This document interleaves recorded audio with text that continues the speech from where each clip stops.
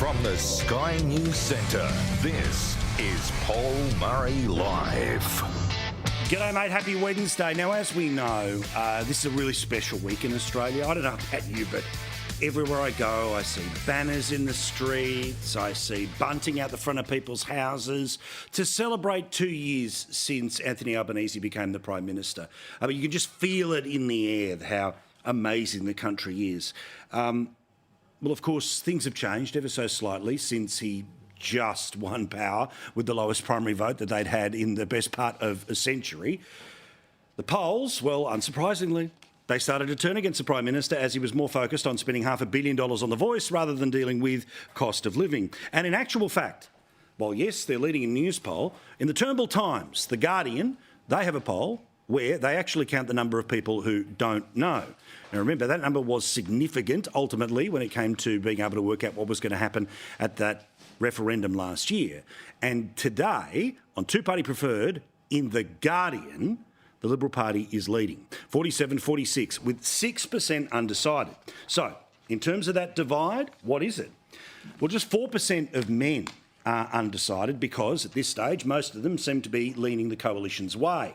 The problems for Labor, in part, are because of female voters, with almost 1 in 10, 9%, saying they are undecided. Now, that is why all of the ooga booga politics will all be about, you know, Peter Dutton is evil, Peter Dutton is Trump, all the rest of it, right? Where the Liberal Party has a problem with women, despite the fact it's the leader of the Labor Party, who, of course, went to the domestic violence rally and, well, he made the women cry who were organising it. But, you know, nothing to see here. Well, of course, what was supposed to change all of that was the amazingness of the federal budget, which is now a week and a day old. It's a great budget.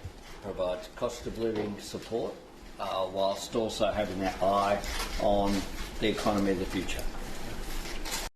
Now, as we know, the poll's not so great because people have seen too little too late when it comes to the tax cuts, average $36. The idea of the energy rebate, which is really $75 every 3 months, which is really $25 every month, it's not amazing.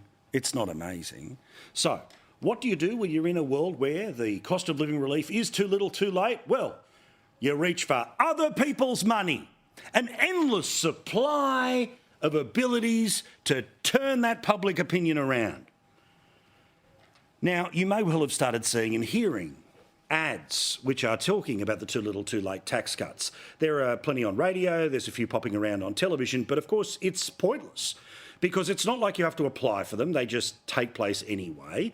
And while the big numbers that they like to put around them are that this is going to change the cost of living, the reality is that you pay your tax weekly, fortnightly and monthly. I made the point how many times over?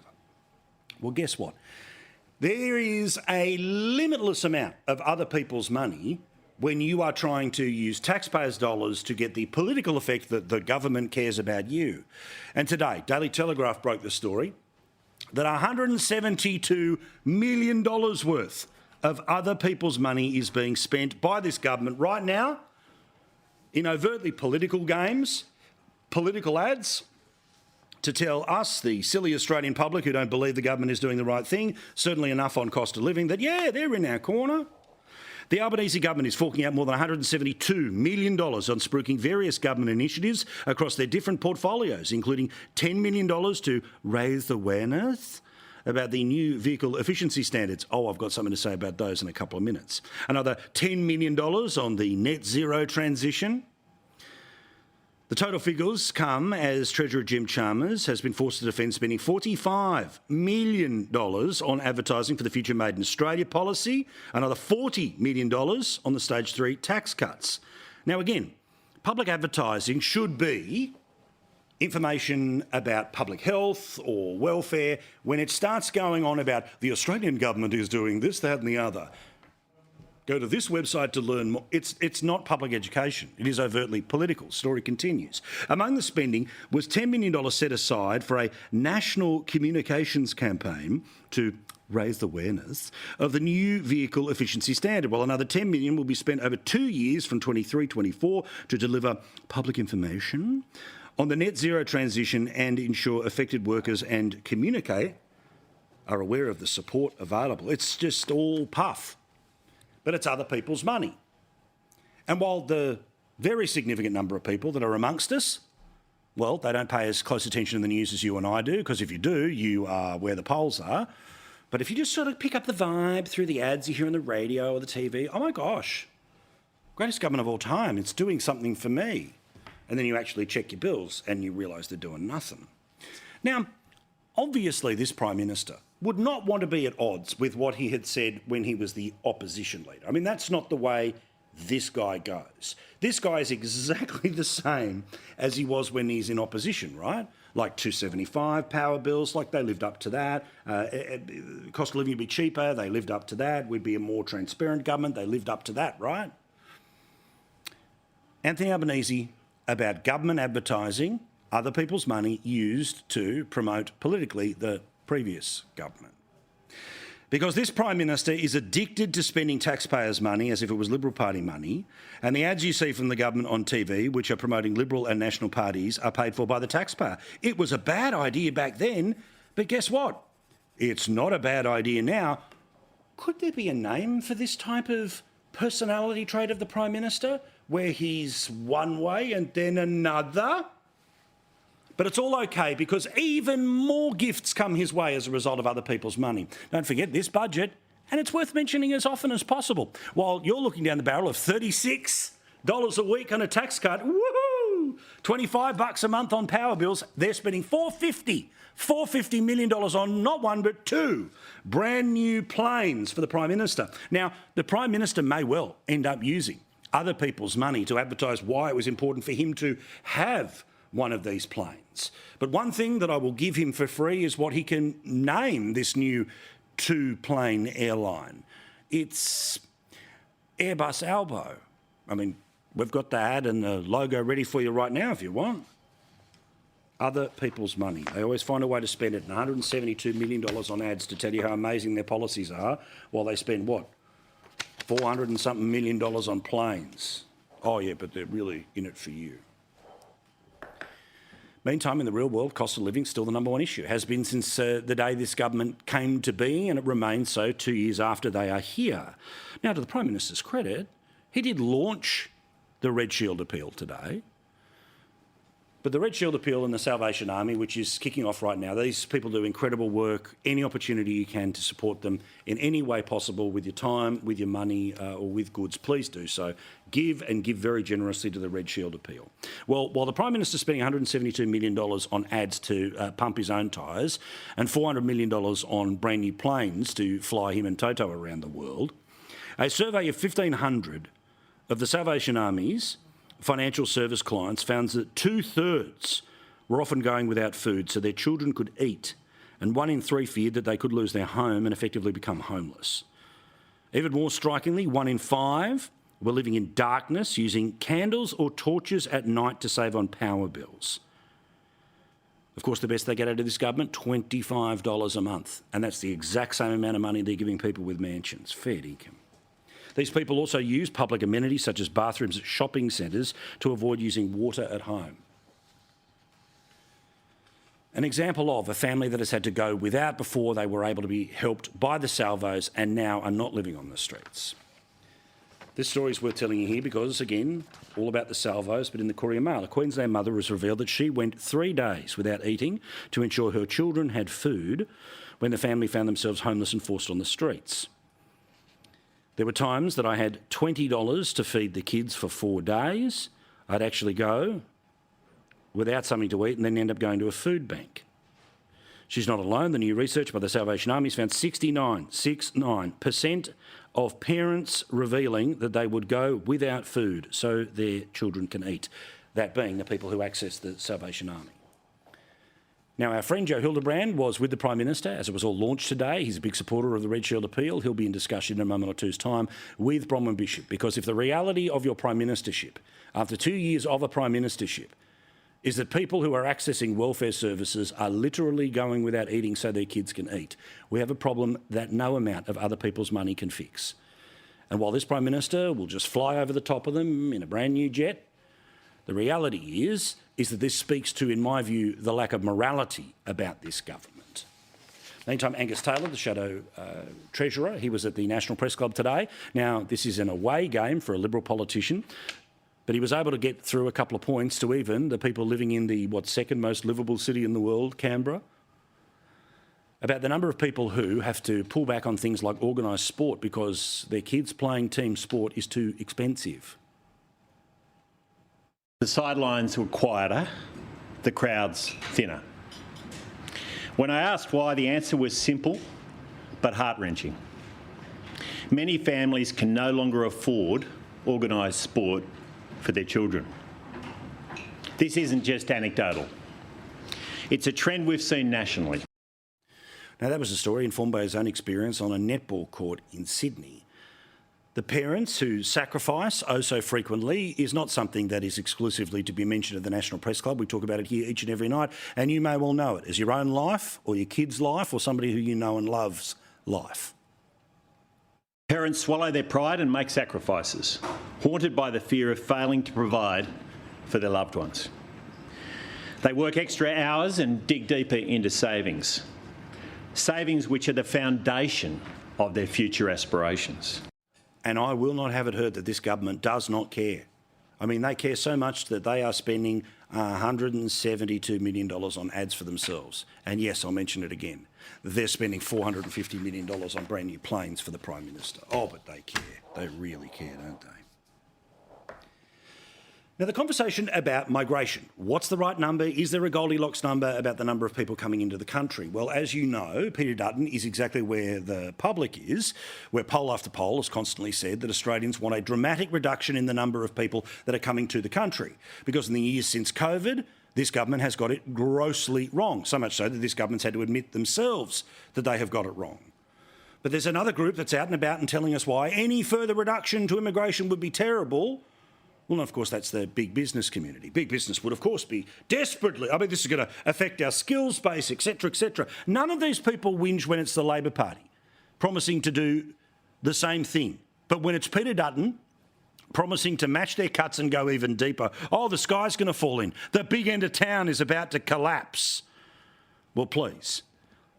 Any decent person understands what this is really about. It is not about robbing Australia of skilled workers. There'd still be 100,000 that would come in each year.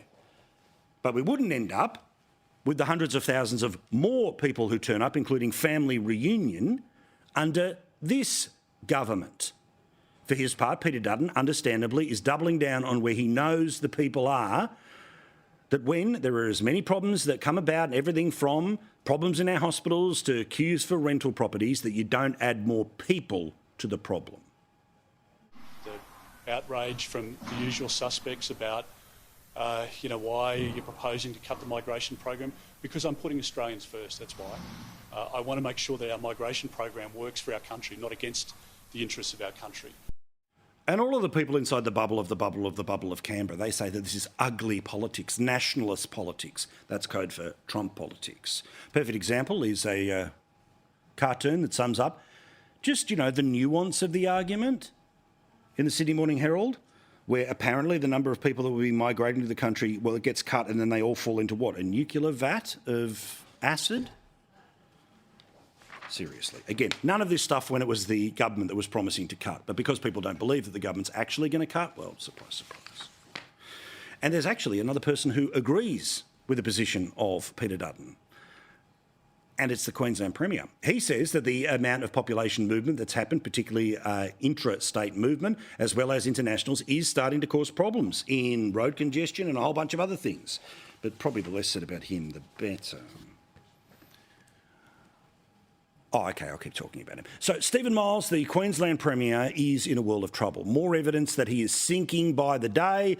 And once Queenslanders get the chance to go to the polling booth, they will walk right past him, no matter how much maroon he tries to wear, no matter how much he tries to say, oh, come on, guys, I'm one of you. I'm like, go Queensland. People don't care. New poll in the Brisbane Times. shows that the primary vote of the Labor Party could well be down as low as 26%. Now, I don't believe that that's the case, but still, it's way down from where it was at the election when it was closer to 40%, and the LNP is now well over the 40% mark, meaning that the minor parties such as One Nation, UAP, a whole bunch of others, their preferences, well, should be able to help the government change in Queensland, fingers crossed. And just in case people think that maybe Steven Miles is the answer to the political problems of the Labor Party, well, he's preferred premier. He's 28%. Don't Know is sitting at 33% and at 39% right now. He's none other than David Crucifulli. So fingers crossed there is going to be a change in Queensland. But if you need yet another reminding, if you're watching us in the Sunshine State, about why there needs to be a change, let's get back to hospital ramping. This is when 45% of all people who end up in the back of an ambulance have to wait about 30 minutes, but most likely longer, because there's no space in the hospital for the people who have called the ambulance. Now, this situation is the worst it has ever been in Queensland history, so understandably, the LNP says, can we sack the health minister? And how long have I said? Shannon Fenchman said she'd be different. Well, she's different, all right. She's worse. Shannon Fenchman said that she would be transparent. Well, Queenslanders can see right through Shannon Fenchman. You cannot trust Shannon Fenchman, and that is why she must go. But of course, Steven Miles has no interest in sacking the health minister, no matter how bad she is, because remember, of course, at one point in time, she wanted to leapfrog him to become the premier. They ended up not having a fight, which meant it didn't have to go to the members, and Fentiman probably would have won. So unsurprisingly, Steven Miles is backing one of the worst health ministers in Queensland's history. What I know is that Shannon, as our health minister, is doing a very good job in what is a very difficult job. I know how difficult that job is, and she is doing it well. We are giving her and Queensland Health extraordinary resources because we know the growth in demand that we are currently experiencing. Those resources are what's allowing us to employ more doctors and nurses and paramedics and to build more hospitals and deliver more hospital beds. Yet just this week we hear stories about a person in their 70s who died of a heart attack in the back of an ambulance because they weren't able to get into a hospital. Seriously. Now, meantime, there's another minister who deserves a little bit of attention here, and it is a minister who has been spending other people's money going off on cultural diplomacy. While many Queenslanders are struggling to keep a roof over their head, Queensland's Communications Minister, Leanne Enoch, was jet-setting around North America in business class with 3 senior staffers. Documents obtained by 9 News under the right of information reveal the trip, which was led by her. Her other ministerial responsibilities are Aboriginal and Torres Strait Islander partnerships and the treaty. She's also the arts minister, and it cost $126,000, as I say, $1,000. It was a 10-day trip. It took in New York, Edmonton and Vancouver in Canada for the purposes of cultural diplomacy. That was approved by the previous premier before she got the heave-ho. And speaking of terrible governments, the Victorian government, now, this has been an election-winning machine, no matter how bad they have been as a government, no matter what they've done to the state's finances, and no matter how badly they ran their health system. Because, you know, I've got a North Face jacket. Well, since the removal, or since the resignation, of Daniel Andrews, the replacement premier, isn't quite as attractive to the people of Victoria. In fact, again, polling, same organisation, but this time in the Age newspaper, shows that the primary vote of the Labor Party is allegedly 28% now. 28%. It was, of course, closer to 40% around the last election. The LNP is edging up at 37%. But before anyone gets too excited and thinks that, Prosciutto is going to end up as the premier, he's currently the preferred premier choice of just 26% of the electorate. She's 31% of the electorate, and the extreme majority, undecided. So theoretically, the next election is up for grabs, but no doubt both of those leaders will probably be replaced, and then we'll get back to the way politics is normally played in Victoria. But one thing I wanted to update you on that we brought to you over the past couple of nights was, of course, that the treaty process, which is playing out in Victoria right now, is one where things are put on the table, and then as soon as anyone reports about what's put on the table, everyone pretends there's nothing to see here. However, the government has said they will not rule anything in or out when it comes to the treaty negotiations. Remember the story this week, that the Allen government has refused to rule out giving compulsory acquired private property to Indigenous groups and establishing seats designated for Indigenous members in the Victorian Parliament. Now, Auntie Jill, remember Auntie Jill? We spoke about her previously when her 10-point suggestions, which among other things were interest-free loans and no rates and no taxes effectively for Indigenous people to be paid. And then after we reported it, she turned around and said, oh, no, this is not an idea, it's not happening. She's turning around and saying that the compulsory acquisition thing, definitely not happening. But then when she was on the radio this morning on 3AW with Tom Elliott, she says, I think reparations should be on the table. And it might not be in the form of money. It may well be in the form of empowerment. It may be by the way of land. But then she goes on to say, no, it definitely won't be about the acquiring of private property. So see how this process works? Because the government will not rule a line where negotiations go too far. Everything's on the table. As soon as anyone reports what's on the table, it's quickly taken off the table. And then when nobody's looking, it goes back on the table. All in all, a bad look, a bad reality, and a bad government that it would be feeling like as they're trying to write some history, either on their way out or on their way to a 5th term. Will they sign up to a bad deal? Probably. Now, I mentioned before the vehicle emission standards, the big car tax, which is on its way as a price disincentive will be built into high-polluting vehicles. Yet the standards are going to be set so low that basically anything that is a popular car in Australia will be too polluting and therefore extra taxes will be put on top of the cost of the vehicle. It's all the brilliant brainchild of the 3D chess champion, Chris Bowen, the climate change and energy minister. Why? Because he wants everyone driving an electric car. Why? Because, we've got to do our bit to save the planet, despite the fact that our bit to save the planet is 1% of global pollution. 1%. Well, last week when the Senate was sitting and people were looking the other way, guess what actually happened? This became the law. And how did it become the law? Well, the Greens got together along with a couple of the independents and they got it over the line. Now, what effectively here, and I've got to say I find this particularly amusing, is that remember when petrol tax under this government went up to 49 cents per litre, that was the same day that Chris Bowen was pretending that these changes in fuel efficiency standards mean that if you buy the right car on the right day and it has the right fuel efficiency standard, you might end up saving money when it comes to petrol. It started off as hundreds and then it became thousands because you can just make these numbers up. And then because they made a slight tweak to just how low the bar would be and when the bar would kick in, everyone said, oh, great, we've had a victory. No, the exact system that we talked about for months is now the law of the land. And guess what happened today? An entirely other group of cars that nobody was talking about before this legislation had passed are now being singled out by lefty media to tell us they may not be as fuel efficient as you think. And if they're not as fuel efficient as they think, then they're going to be potentially the ones that end up with the brand new tax. Oh, but it's not a tax. And you have your choice to buy whatever car you want. We're just going to make the one that you want to buy so expensive that you'll have to buy the EV, which is still really expensive, but it's not as expensive as the one that we've loaded up with taxes in the tray of the ute or in the back of the SUV. The Suzuki Swift recorded the highest discrepancy in fuel consumption. Small car using 6.3 litres of fuel per 100 kilometres. That's 31% more than the lab-tested version of it.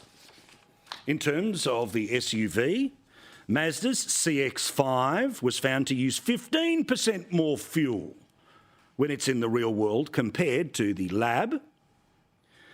A Skoda uses 14%. The CX-3, as well as the Subaru Forester Hybrid, well, they end up using 10 and 11% more. Why do I point all of that out? Because what is the way the system works? They set the bar here. And if it's a tax, they just keep increasing it, or a levy with a stroke of a pen. When it comes to the fuel efficiency standards, you just keep dropping them because the media who want nothing but electric cars will cheer it in. Those of us who are aware that Australians are choosing to buy the cars that they currently do, who don't want to buy an electric vehicle for a whole bunch of different reasons. If you want to buy one, good luck to you.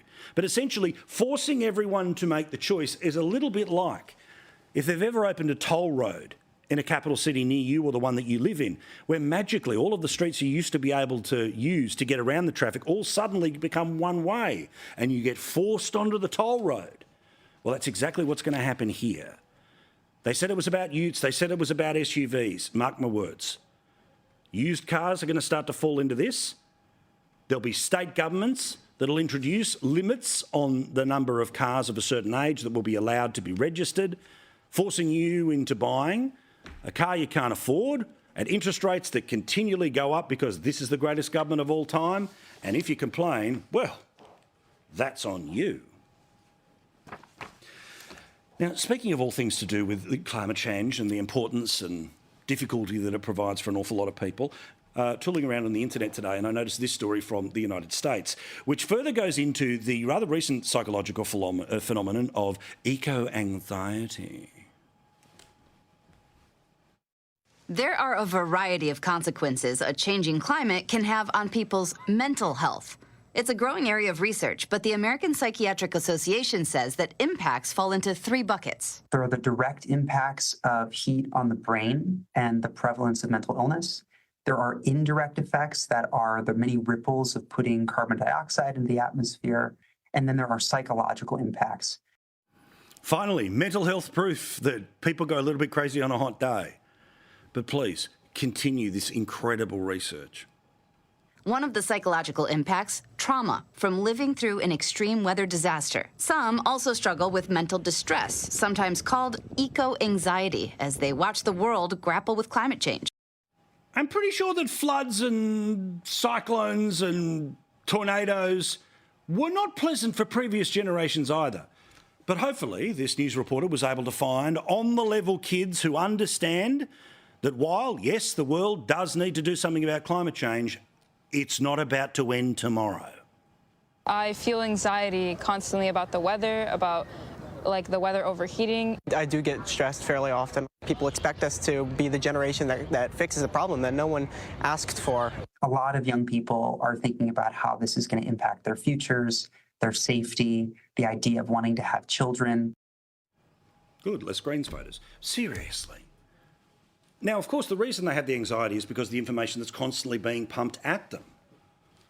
Again, is climate change a problem? Yes. Does it need to be dealt with? Sure. But the idea that Western countries need to bend themselves into a knot while China can do whatever the hell it wants with 1 billion people until 2030 because it's a developing nation. Oh, that's right, a developing nation with a space station. Please.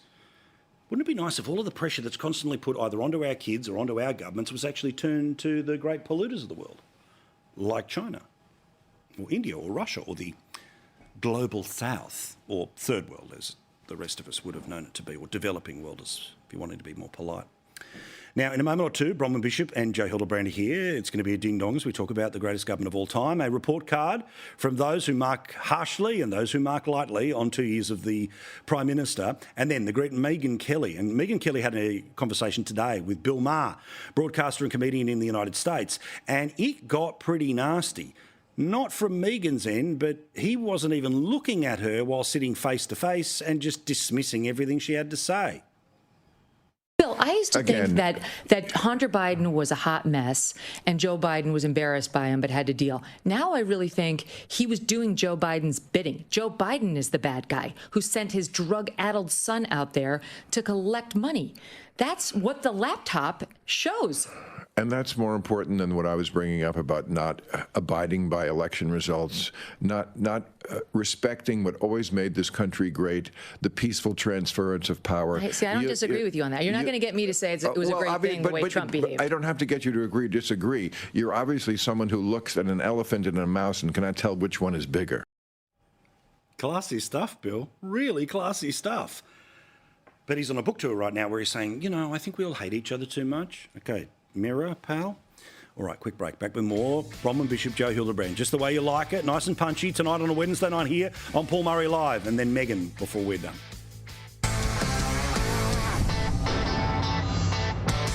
I've been so excited to meet with my dear friends, Bronwyn Bishop and Joe Hildebrand, who are just furiously agreeing at the 2-year mark already in the ad break. Of the greatest Prime Minister of all time. We can agree on that. What's the next subject? Now, kudos to you.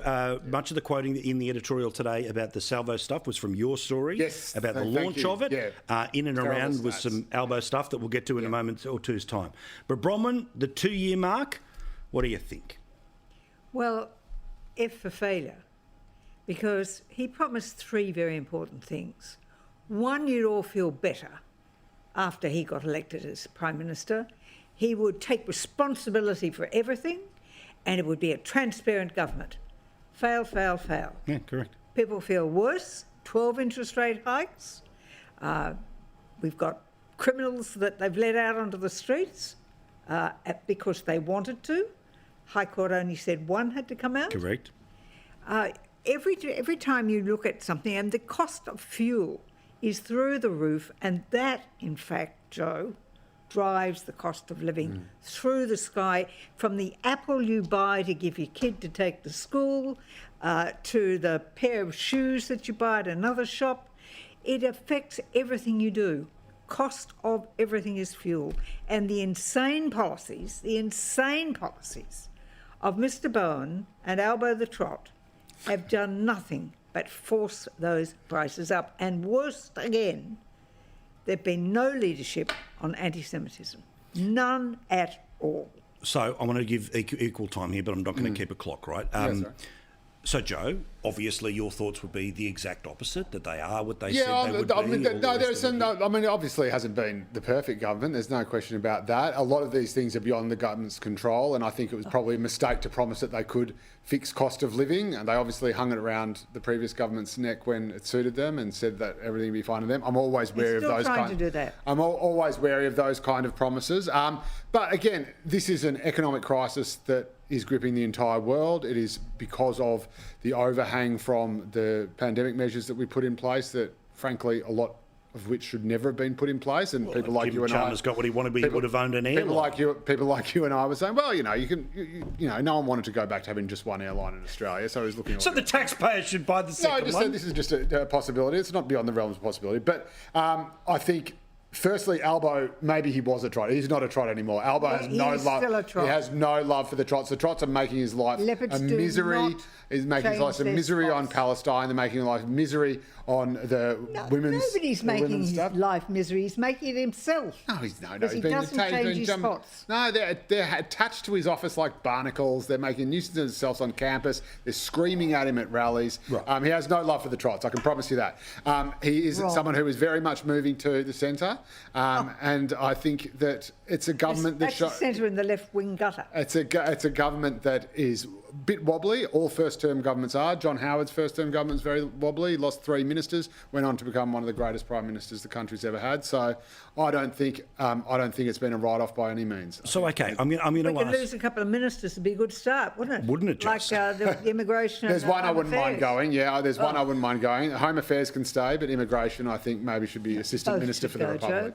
Now, also interesting that Peter Costello, and I do find this, look, Peter Costello, obviously a fantastic treasurer, but long out of government, and his circumstances were the river of good times as opposed to the river of bad times, right, through the mining boom. Hey, you don't forget, when the Howard government was first elected, there was a huge Asian collapse. Yes, true. And we came through that in a pretty steady manner. But I'm just saying is that there is a little thing that happens after every budget, which is generally speaking a week and a bit later, Peter Costello tells us thumbs up or thumbs down. He says absolutely inflationary. Basically, every opinion poll says that those who think that their life is really going to be changed by it was 4/5 of bugger all. But now we learn that we're just going to basically, I think they made a whole bunch of decisions which were about giving them a slogan for an election, whenever it would be, about every household and every taxpayer. But if Costello is telling us that it's inflationary, the consequences of that are interest rates up, whereas the Prime Minister is holding on for dear life that interest rates go down, so they can turn around and say, look, you've gone from Ribena purple to slightly mauve. Vote for us. But that's why I say there'll be an early election, because Snake Charmer, the Treasurer, has said, oh, well, this is anti-inflationary, this budget, and therefore there's going to be a rate cut. And I know better than the Reserve Bank, who says there may be a rate rise. So is he going to want to play Russian roulette and get tested? Not on your Nelly. already I can see it. I know what happens in the party room. I know what happens when a leader starts to fail, as Albo is failing. They get restless. They see their seats. They look at them. Am I going to get re-elected? Is this going to be, am I going to have to pay the price? And they start to get really restless. And Chalmers is over there. He thinks he's the God-given solution to reinventing capitalism and having a whole different thing. It's going to get very tricky for them. There are so many reasons why it's going to go early. It doesn't matter what you told Albo to say. It doesn't matter at all. The fact of the matter is... So your theory is that Jim Chalmers is going to force Albo to go to an early election so he'll lose and Chalmers can take over the leadership? Is that the theory? I wouldn't go so far as to make the final conclusion. But and Albo's such a spring chicken, he'd never see that coming. I mean, it's not like he's got a history in politics. It's not a bad conclusion. Do you think they're going to go? Do you think they're going to go to an election before the Queensland state election so that every voter in Queensland... Queensland state election matters a row of beans. You don't think? No. You don't think that they're just going to line up and belt the bejesus out of him after they struggled to do well as they should have in Queensland? Right now, in the opinion polls, the only place Dutton's preferred Prime Minister is Queensland. It would be a suicide note. This is, I mean, everyone keeps saying this is the Albanese government. It's an absolute nadir, and that's why he's going to call an election. He's lower than he's ever been before, and that's why he's going to march to the polls. It's insane. They are going to go the distance. The tax cuts in the budget aren't going to last till next May. No, that's right. He's not relying on the tax cuts. He's relying on interest rates coming down. And when interest rates come down, or if interest rates come down, which everyone is predicting will happen in the first half. Broken the back, will he? And everything will be lovely. Then in the first half of next year, he can say, look, the worst is over. We got you through it. Things are looking better. You're saying he's going to go to August, are you? No, the first half of next year. Oh, the first half. August is in the second half of next year. He's going past May, then. Well, no, the first 5 months. All right. I don't think so, Joe. Now, the only thing you and I agree on is the Salvation Army. Well, the Salvation Army is magnificent, and they love Albo. They love him.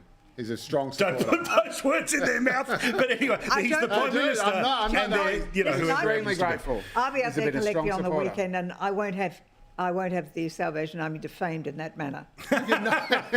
You should just knock on Albo's door and he'll pop in a pineapple for you. Well, maybe you could go to one of the rental properties that he owns and the bloke is about to boot. But, that's a nothing story. The bloke who saved $50,000. Honestly, oh my God, my landlord charged me half the market rate on a 3-bedroom townhouse I'm living in on my own. Oh, the humanity. No, it does make perfect sense that you brief against your tenant to the Australian media. But anyway, let's get so because he crossed the PM, I wish him well, and here it goes, boom, boom, boom.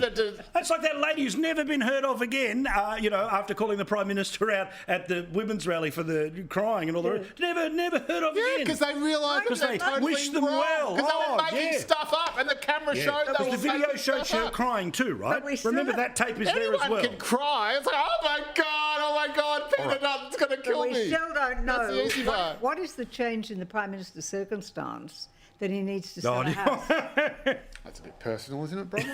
I think it's quite. I think it's been in the papers. No. Right. Well, he's getting married. I don't know if he missed that. Now, that's to pay for the wedding? No, it's the change in circumstances. It's rubbish. Really? Okay, let's talk about something that all of us in one version or another have spoken about with people, or people say, hey, can you find a way to start talking about this on the telly? The worry people have for their kids and their grandkids financially, right? About how they're going to get into a house, how they're going to get into a position to be able to earn a house. Basically, are you in the world that's lucky enough to be inheriting something eventually, or the people who never bought a house, and how you end up in that hole? This, yes, does drive, and certainly for the younger voters, it's going to drive them further to the hard left in terms of voting. But what does this country have to actually do to start to give those opportunities to break out of the circumstances that were your parents in order to be able to supersede their financial structures? Okay, let's look at the things that have changed. If you go back to the post-war period, the people who were responsible for providing sewerage, water, electricity, gas, curbing and guttering roads was the government. Yes. And then these things changed. Now it's the developer who's responsible for that, and all of that is built into the cost of the land. And when we talk about the difficulty of buying houses, what we're really talking about is land, and they're not making any of that anymore. Yeah. It's a limited supply. We have it decentralised in the way that there was a great hope we would decentralise, except in Queensland. They're a decentralised state. But the thing is that 2/3 of the population are affected by high interest rates because it affects mortgage holders and renters, both in the same way. So they're all hurting. But if you also look at that generation, they're going to inherit the wealth that comes from the baby boomer generation. And in the meantime, that generation is still helping kids with deposits, with paying expenses, with school fees, with a whole range of things. The bank of mum and dad is very real. The kids who miss out are the ones where the parents get divorced and there's a new bride and they take the dough. That's interesting. They're the ones who miss out. That's interesting. So when you're looking at how do you enable people to get access to enough deposit to be able to get a loan from the bank, then Peter Dutton's policy of saying you can have access to your foregone wages, it's your money which has been taken, and you can have access to that to buy yourself a home, which is the best thing you can have in retirement, because you have a guarantee of a roof over your head. Yeah, I'm hard up against the chat we're about to have with Megyn, but your thoughts on this, Joe, because it's something we're going to have to bring back. Yeah, I think ripping into your detail. super is absolutely insane. I think that the biggest problem is simply it's simply capitalism. It's supply and demand. There is too much demand, not enough supply. And that's immigration. No, because That's why half the reason why there's not enough supply is because there was no immigration during the COVID lockdowns. So everyone stopped building it. Yes, that is absolutely so. That is absolutely so. And so what you've got to do, you've got to free up the land. You've got to decentralise, and you've got to get more people living in the region of the bush. You've got to make that more attractive to people. You've also got to make sure that people are prepared to cop medium density around transport hubs, and that you don't have NIMBYs just jumping up and down saying, "Oh yes, I support more housing, but not in my street. What about the parking?" And you've got to have people who are willing to build it, and it's as simple as that. And if people don't think there's going to be a buck in it, then they're not going to build it. An even tougher conversation than tax concessions and all the rest of it, downsizing. Put it on the table for a chat in a few weeks' time. Appreciate it. Thank you, Bronwyn. Thank you, Joe. I think this will be fun. All right, quick break. Back with more Megyn Kelly about everything to do with Trump in the US in a second. Our favourite time of the week to talk to our favourite person in the world, Megyn Kelly, joins us now from the United States. How are you, darling? Hi, how are you? Now, I've got to say, while I've had many sleepless nights watching all the details of the Trump trial, I've always tried to give the benefit of the doubt to the judge that he's trying to be fair. The past couple of days, though, he has shown he has got it in for Trump, and when he has the chance to sentence him, will probably send him to jail. Why do I say that? Because anyone who was there for the prosecution can talk for as long as they want about anything that doesn't have anything to do with the actual case, but when a defence witness is brought forward, every single question was objected to, and when the person in the witness box was sort of frustrated that they could never start to answer questions, the judge clears the courtroom and loses his brain. They never should have called Costello. He was useless. He did not add to the defense's case. They should have projected strength by saying, we feel no need to call any witnesses. Projecting to the jury, the case hasn't been made, and we don't need, he didn't add anything. I know he said, Cohen has said repeatedly that he had nothing on Donald Trump. He had nothing on Donald Trump. They had already gotten Cohen to admit that on cross-examination. That was already in the record. They didn't need Costello for that.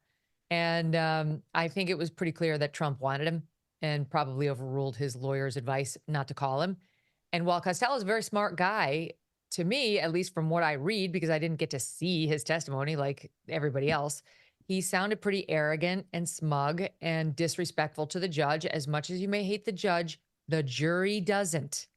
The jury sees the judge like dad.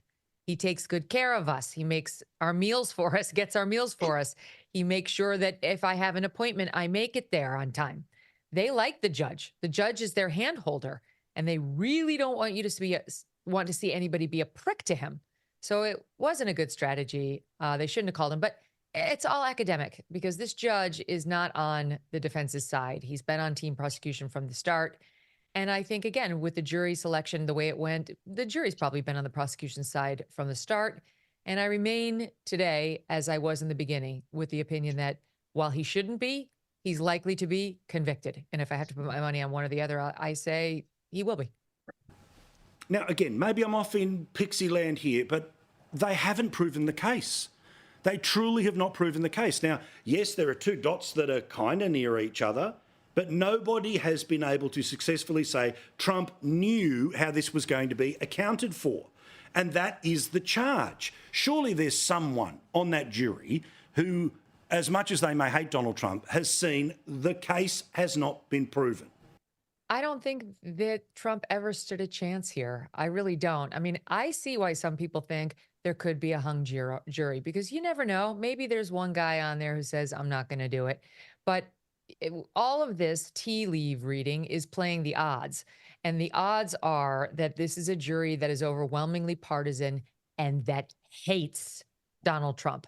Not just like, he wasn't my favorite president. You know the feelings that Trump can engender in some people. And liberal Democrats in New York are amongst the most partisan. They are not like normie Democrats in the middle of America who are registered Democrat because they think the Democrat Party is going to take better care of them than the Republicans will, but they're not hard partisans. Most New Yorkers are very politically astute and steeped in the news, and they all read the New York Times, so they have been manipulated emotionally and intellectually for the better part of their adulthood if they're like your typical New Yorker. In New York City, Manhattan went 87% for Joe Biden, 87%. Maybe they found one of the 13%. Maybe they found the one who's going to say, but I doubt it. So it's not that he stands no chance. He stands a 10% chance of getting such a person on his jury. I guess, around 10.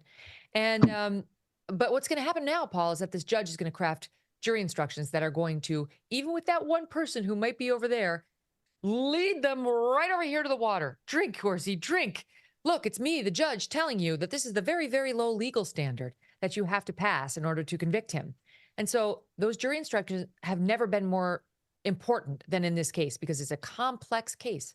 And the judge kept out the elections expert who could have explained to them what is a campaign expenditure. Would a hush money payment to a porn star count as one? And if so, could Trump have paid for it out of his campaign coffers? Why wouldn't we take expert testimony on that? Well, it didn't happen. The jury's going to be confused, and the judge, their daddy, is going to confuse or going to clear it up for them in a way that will only be helpful to team prosecution. So let's imagine he is found guilty. There's even a chance of him being immediately sentenced. The appeals process. A lot of people say that the unfairness of the way that the judge has been dealing things, including keeping away from the court a person who would be able to say this is not a crime and explain why. They used to work for the Electoral Commission in the United States. So is the appeal going to be the only way Trump's going to get a fair crack here? Those things will be grounds for appeal, and they will be successful. There's no way the appellate courts are going to uphold this verdict if it's a guilty verdict. Zero chance.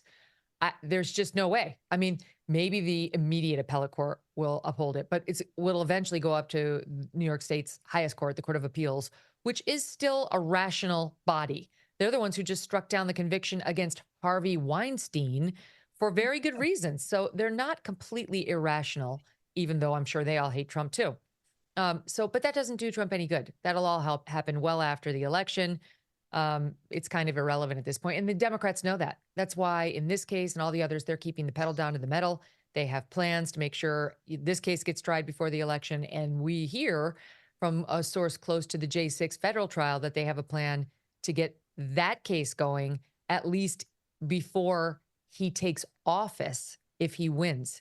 That the goal would be, even if he wins in November, try the case against him anyway, even as the president-elect, and see if you can stop the certification of the vote on January 6th of 2025. Thank you, Rockstar. Look forward to seeing you again next week. All right, Paul, thanks for having me.